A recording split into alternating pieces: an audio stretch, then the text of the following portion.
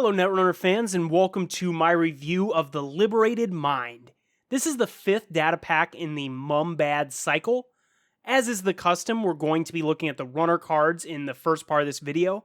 Part 2, we'll look at all the Corp cards. The first card we're looking at is a new run event for Anarchs. This is the Noble Path. It's 0 to play, it's 2 influence. Trash your grip. Make a run. Prevent all damage during this run. This is the type of card where I'm glad it exists, and I think it could maybe be a silver bullet kind of card in the future, but it's so narrow and so difficult to use correctly that I don't see it being all that great. The biggest beef with this is that it's only going to help you during a run. So really the only during a run damage effects that we're going to see are things like ice, or paid abilities that the Corp has, maybe House of Knives. Also accessed cards, so we're talking Snare, or maybe like Industrial Genomics having shocks in their archives. Now the core problem here is that most of the effects I just went through are not the way that runners are usually getting flatlined. The most common flatline effects don't occur during a run. So we're talking Scorched Earth, Neural EMP, Ronin, Bioethics, and this card does absolutely nothing against them. In fact, it's probably worse than nothing because as kind of an additional cost, you have to trash your grip with this thing. That seems like a huge burden to me. I'm not really so much worried about the fact that I could get flatline with Neural EMP or something like that, because you could play this early in a turn and then draw cards to protect yourself against that. I'm more thinking that this is going to be a giant pain in the butt to include if you're already running the wild side sort of draw engine. Your hand size necessarily gets stuff fed into it the whole game with that draw engine. And I don't think unless you've set up the right turn, you're going to be very willing to trash your entire grip. For now, I don't think we're seeing enough damage that occurs during a run for this to be something you would consider.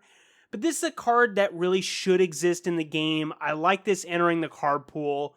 This is kind of a reprint of a card I really like from the original game, though it's a lot worse. And I think overall this is a decent addition to the card pool, even if it doesn't see a lot of play. Next up is a new resource for Anarchs. This is Emptied Mind. It's unique. It's 0 to play, 3 influence. When your turn begins, gain a click if you have no cards in your grip. Here's a card exploring some of the same design space as the card we just looked at with the no cards in your hand sort of thing. This one to me, it seems like the reward is a lot better. Gaining a click is definitely strong, but you're also suffering a lot more liabilities with this. This is going to make it so you're going to flatline against virtually every flatline tool if you don't have something like Sports Hopper or Plascrete or something like that in play. Something that could really push this over the edge is if there was a good way to discard cards at the end of the Corp's turn. If there was a good effect you could get out of doing that, because then you could hold some cards and then at the end of the turn ditch them so that you had an empty hand. Now, we can already do that with Faust if we just pump its strength. You can do that outside of an encounter if you just wanted to ditch your hand. But I don't really see it being worth just chucking cards at the end of the turn just so that you can get the extra click. This card's okay. I'm not blown away by it, but I do think it could maybe fit in the right deck. And I think it's the type of card that could get better if we have more incentives to using empty hands or ditching cards on our opponent's turn. Next up, we have a new run event for criminals. This is Information Sifting. It's 1 to play, it's 3 influence. It's a run event. Make a run on HQ.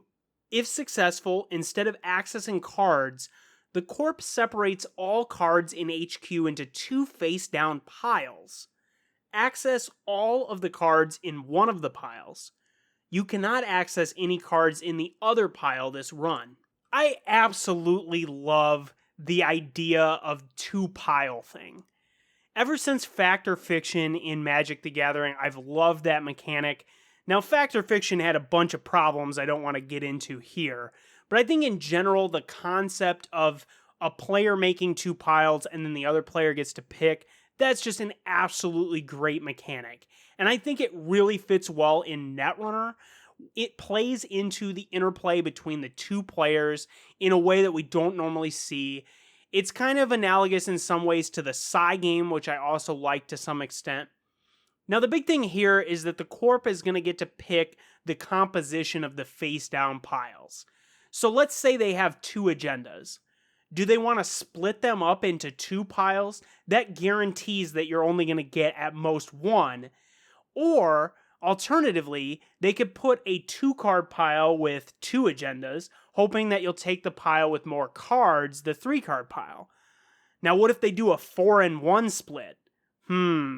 This is just really interesting stuff, and I love the types of decisions that this puts the players into.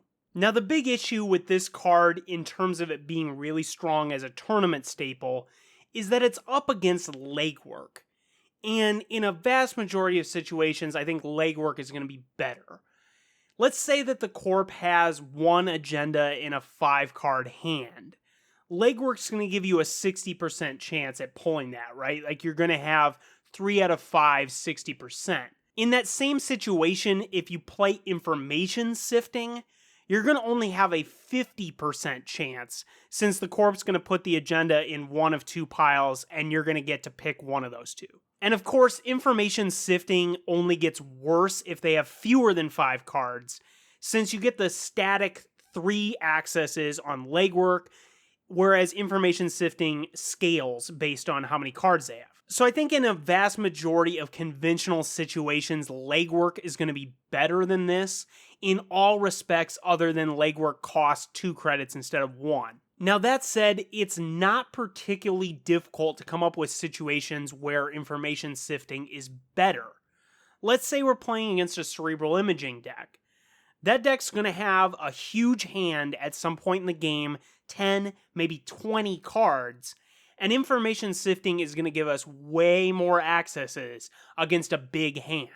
We've also seen quite a few effects out of Criminal that force the Corp to draw cards. So of course, Laramie Fisk, but also the Fisk Investment Seminar, kind of similar.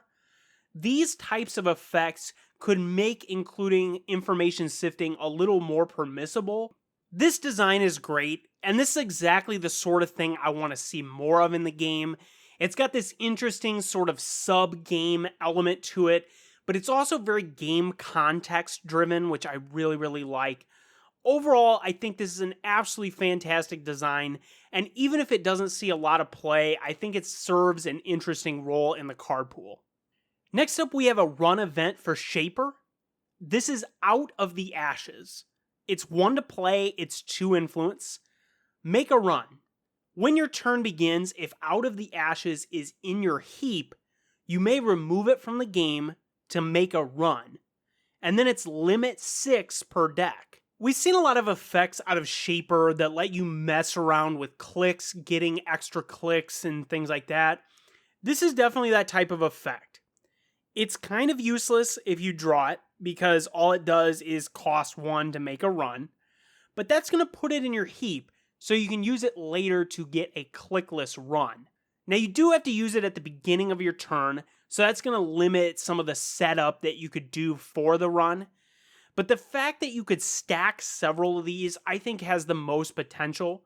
Since it's a May ability, you could just leave it in your heap until you get 1 or 2 of them, and then you could fire both of them in the same turn. That's going to make it a lot easier to do something like quest completed or notoriety. Plus, it's going to give you some pressure that you can put on the Corp, since you can just have those in your toolkit whenever you need to make a lot of runs. I'm not sure that we've really ever seen the deck that could use this, at least in Shaper, but I think with the printing of things like Jesminder, we're starting to see a little more run event-oriented Shaper decks.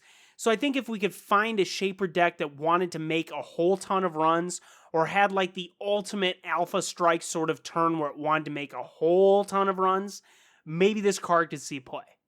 Next up, we have a new resource for Shaper. This is Liberated Shayla. It's 0 to play, it's 2 influence, it's a connection.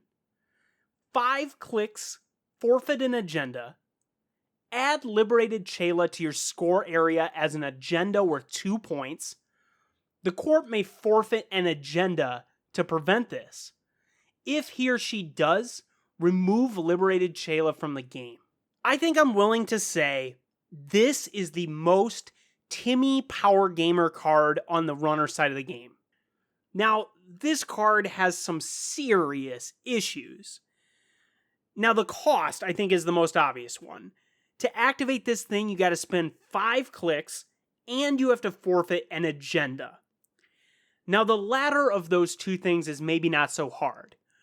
Already within Shaper, we have these proxy agenda sort of things, like with Notoriety or Fan Site. Both of those effects are going to give you fodder that you could feed to this thing. Now, the Corp also has a few effects, like She-Q or News Team. Cards like that are going to go into our score area as agendas, then we could forfeit those. The big problem is going to be that you also have to spend 5 clicks. So that's almost certainly going to be inclusive of playing some type of card effect that gives you extra clicks. We have quite a few options with that within Shaper, but that's going to mean that your deck is going to be massively jank filled. You're going to have to sacrifice a bunch of deck slots that other decks dedicate to the normal playing of the game, making money, drawing cards, breaking ice, stealing agendas. You're going to have to forego a lot of those basic effects in order to make this thing work. Now, maybe there's a solitaire sort of strategy with this card where you build an entire deck around just firing these off in some way. But I think that this, for now, is just going to be extraordinarily difficult to pull off. It's going to be fun to do, but I don't really think it's going to be competitive. And you know what? That's okay. I think it's cool to have really powerful, interesting effects in the game that do things that are basically impossible to replicate otherwise. And this is definitely going to be a fun thing to mess around with, especially if we see a few more cards that play into this sort of strategy. Next up, we have another resource for Shapers. This is Temple of the Liberated Mind. It's unique, it's 2 to play, it's 3 influence. It's a location and it's ritzy. It has click, place a power counter on it, hosted power counter, gain a click, use this ability only during your turn, and only once per turn. Well, here's a way to get your 5th click for Liberated Shayla. Perfect. I don't think that we've ever really seen a lot of use for banking clicks. That doesn't mean it's not useful, but I think if we look at a card like All Nighter, which is a cheaper and single shot use of the same effect, I don't know if I've ever seen that card in play. And this, while I think has a lot more potential since you can use it over and over, I'm not sure that we've really seen a whole lot of incentive to do that. I'm hoping that we'll see more card effects that require some additional clicks to really work properly. For now, I guess I'm not particularly impressed with this. I don't know for sure what we're going to do with the banking of clicks outside of trying to do the fan site dream. Next up is a neutral event. This is Rebirth. It's 0 to play. It costs an influence. Switch your identity with another identity from the same faction. Remove Rebirth from the game instead of trashing it. Limit 1 per deck. Words cannot describe how excited I am for this card, mainly from a design point of view. I've said several times on the channel and had lots of private conversations about how I think the wish sort of effects could be really, really good for Netrunner because there's no sideboarding in Netrunner. And the wish kind of effects allow you to have a pseudo sideboard without actually having a sideboard and having to go through the whole switching cards out, playing multiple games and stuff like that. This card has a lot of potential, and I think it's going to see play in quite a few decks. The core idea, I would say, is that you could play a front-loaded ID, an ID that has some ability that you get all up front Andromeda is a really easy example. And then you could switch into a different ID that has some sort of powerful effect. So Gabe or Leela or maybe Ian Sterling. I think Shaper also has quite a bit of potential with Professor. You could start with Professor and have this weird deck building rules, and then you could switch into a different ID that had some ability other than deck building. That's pretty cool. All around, this card is not only cool, but it also is a really interesting design, pushing what's possible with cards, and I think it's going to see some play. This is a really, really sweet design. It's really not going to be extremely powerful, I would say, since it's so cumbersome. You're just going to have one card in your deck. There's not a good way to tutor for it, really. And it does cost an influence, so you're going to be paying a little bit for it, which is going to keep it out of every deck.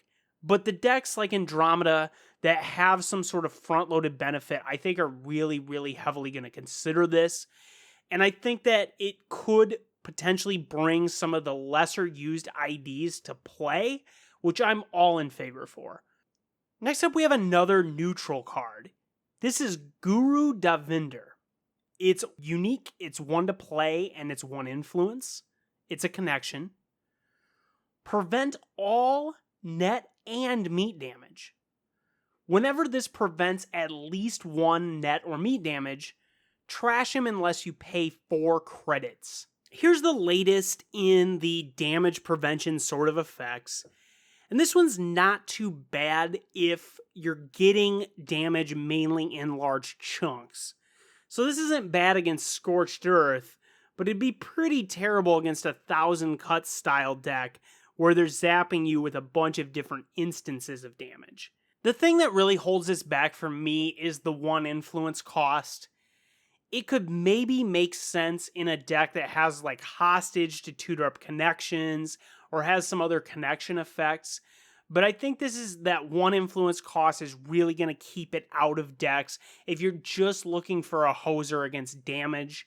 You could play Sports Hopper or Plascrete if you wanted a solution to Scorched, and I think both of those are going to be better, especially since they don't cost an influence. The last runner card in the pack is also neutral. This is the Turning Wheel. It's unique, it's 2 to play, it's 1 influence, it's virtual. Whenever a run on HQ or R&D ends, place a power counter on it if you stole no agendas during this run. 2 hosted power counters. For the remainder of this run, access 1 additional card from HQ or R&D. This is pretty obviously good. Being able to multi-access pretty much any card that's done that has been playable in the past. And this card, I think, especially looks forward to a game after some of the multi-access effects that we have now have rotated. The big thing I'll say about this is that you don't have to make a successful run to charge it up. So that, I think, has the most potential in the Jack Out rig, I'm going to call it. So we're talking about Au Revoir, Snitch, and then potentially also maybe Nero as your ID. This is going to give you a way to charge up the counters on the thing while doing what you want to do anyway. With the Au Revoir deck, you want to make runs and jack out just to pump your credits, kind of like a magnum opus.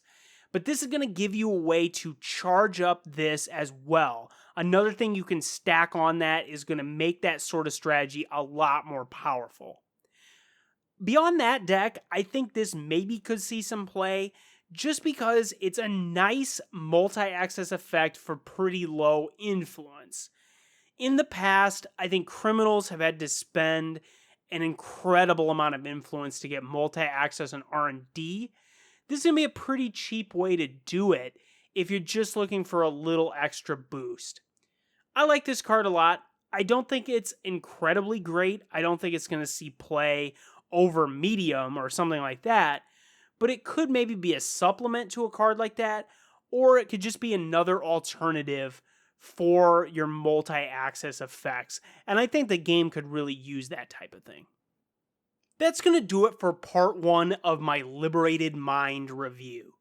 Be sure to tune into part 2. We're going to look at all the Corp cards over there. Lots of great stuff there. And if you like this video, be sure to subscribe, give me a thumbs up, and leave me a comment. Let me know which cards you think I'm right or wrong about. I'll see you over in part 2.